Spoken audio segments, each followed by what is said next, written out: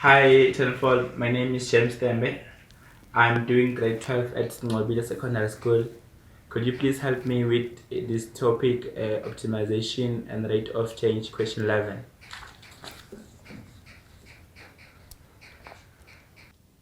Alrighty, James, I like this question because it's a maximization question. It's a lot of easy calculus marks if you understand the reasoning behind it. So let's take a look at this question. It says, a rectangular box is constructed in such a way that the length L of the base is 3 times as long as the width. Okay, so that's very important. The material used to construct the top and bottom of the box, the top and bottom, costs 100 Rand per square meter, and the material used to construct the sides of the box costs 50 Rand per square meter. The box must have a volume of 9 meters cubed. Okay, so that's also very important.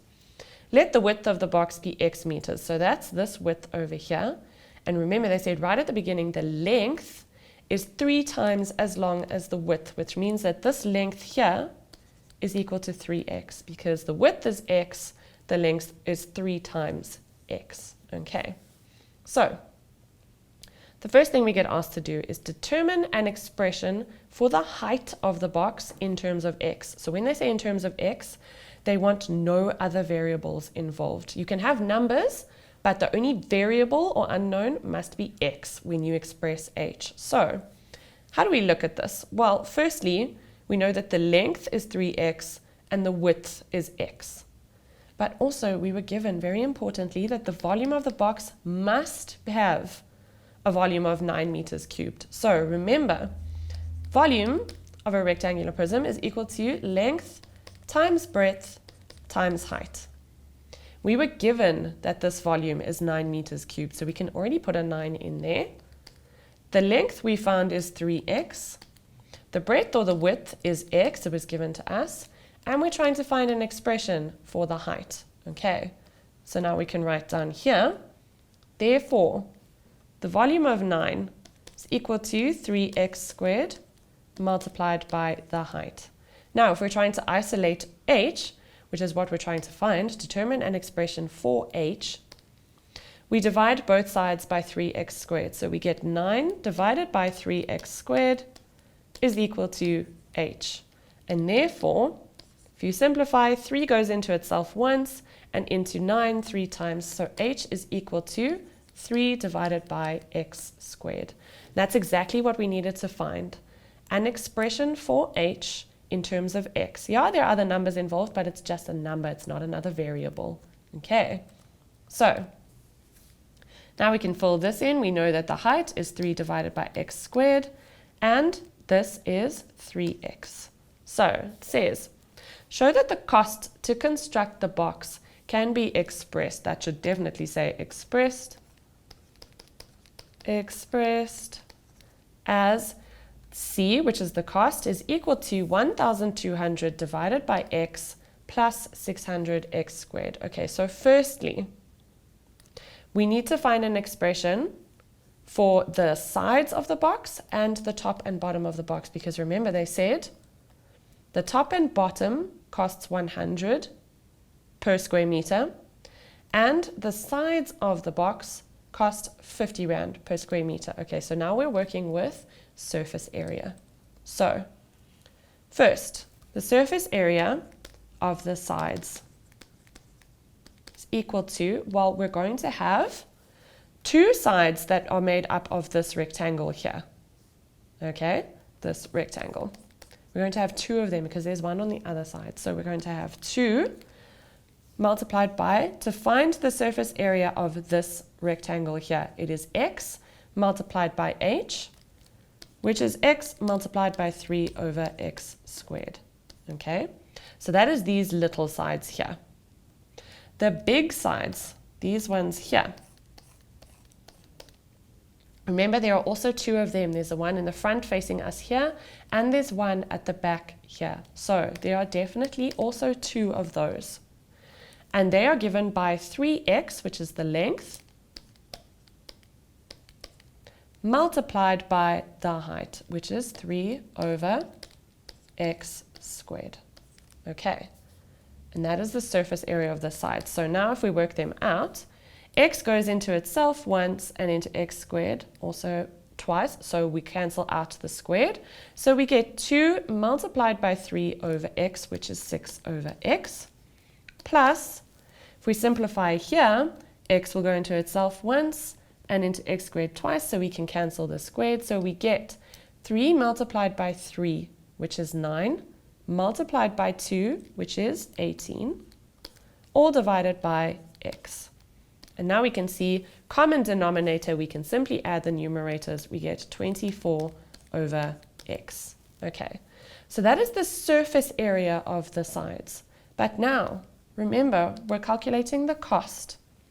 And the sides cost 50 Rand per square meter. So the cost of the sides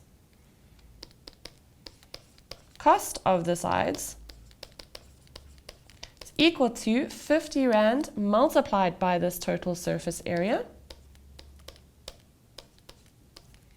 which will give us, I'm going to be lazy and use the calculator just to double check. We're going to have 50 multiplied by 24, which is 1,200. And don't forget the denominator of x. Okay, so that is one cost we need to take into consideration. Now remember, we still have the top and the bottom. So if we look here, the top and the bottom are two identical sides. They are this side and then the bottom that sits underneath the box there. So the top and the bottom, if we calculate the surface area, top and bottom, we make that an and rather, bottom, is equal to 2 because there are 2 of them, multiplied by the area of this is given to us by this length, 3x, multiplied by x.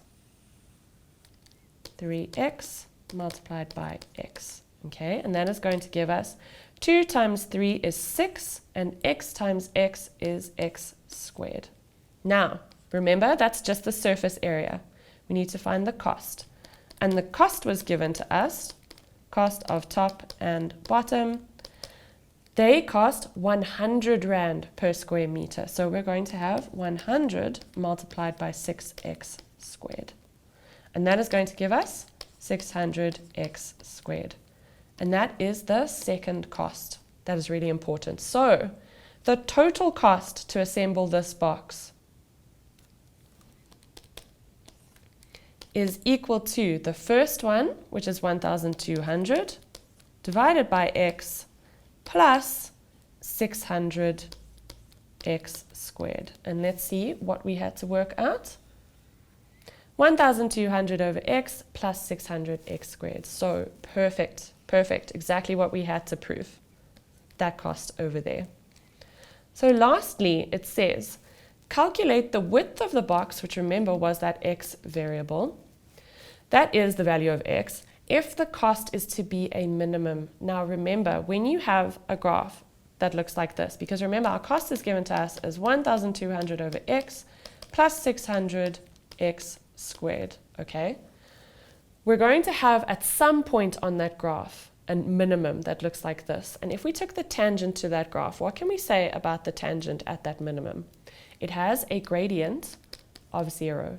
And remember, when you differentiate something and make it equal to 0, this is the gradient of that tangent over there. So if the gradient of the tangent is equal to 0, that's how we found the x value of that minimum. So we need to differentiate the cost.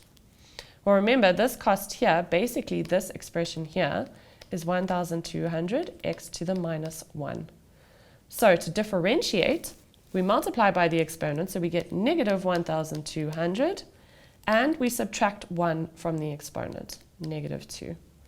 For the second term, 2 multiplied by 600 is 1,200 x, and we take away 1 from the exponent. Okay, so now what we'd have to do is make this equal to 0. 1,200x minus 1,200 x to the negative 2 is equal to 0. And guys, I'm really running out of time for that question. So obviously what you would have to do is basically just solve that equation and find a value of x. If you find a value that's negative, it's not going to be applicable because remember, you're dealing with a length. A length can never be negative, okay? So once you've differentiated and made it equal to 0, it's up to your logic to decide whether or not the length is applicable to that situation, okay? Length can never be negative, and if it's a huge length, obviously it's not going to have a minimum volume, okay? So you need to use your logic when you differentiate and maximize.